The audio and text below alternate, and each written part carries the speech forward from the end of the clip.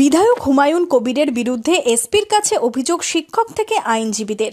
গত 17 জানুয়ারি সাগরদিঘিতে সভা থেকে বেলডাঙ্গা ভারত সেবাশ্রমের প্রদীপ্তানন্দের বিরুদ্ধে বিতর্কিত মন্তব্য করেন ডেবরার বিধায়ক হুমায়ুন কবির। এই মন্তব্য নিয়ে বিধায়কের বিরুদ্ধে আইনানুগ ব্যবস্থা গ্রহণের দাবিতে মঙ্গলবার মুর্শিদাবাদ জেলা পুলিশ সুপারের কাছে অভিযোগপত্র জমা করা হলো। গত 17 তারিখে আমরা সোশ্যাল মিডিয়ার মাধ্যমে জানতে পারলাম আমাদের প্রাক্তন জেলা সুপার, পুলিশ সুপার, উনি কার্তিক মহারাজকে আতঙ্কবাদী ও জঙ্গি বলে বর্ণনা করলেন, কিন্তু ওনার কাছে কোনো তথ্য প্রমাণ নাই যে উনি জঙ্গি কার্যকলাপ করছেন।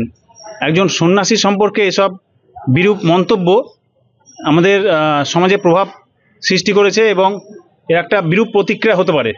সেই আশঙ্কা থেকেই আমরা এসপি সাহেবের সঙ্গে দেখা করে যাতে আমাদের প্রাক্তন এসপি সাহেবের বিরুদ্ধে আইনি ব্যবস্থা নেওয়া যায় সেই বিষয়ে দাবিপত্র নিয়ে আমরা আজকে এসপি সাহেবের সঙ্গে দেখা করব। এদিন দুপুরে বহরমপুরে জেলা পুলিশ সুপারের কার্যালয়ে গিয়ে এই অভিযোগপত্র দেওয়া হয়।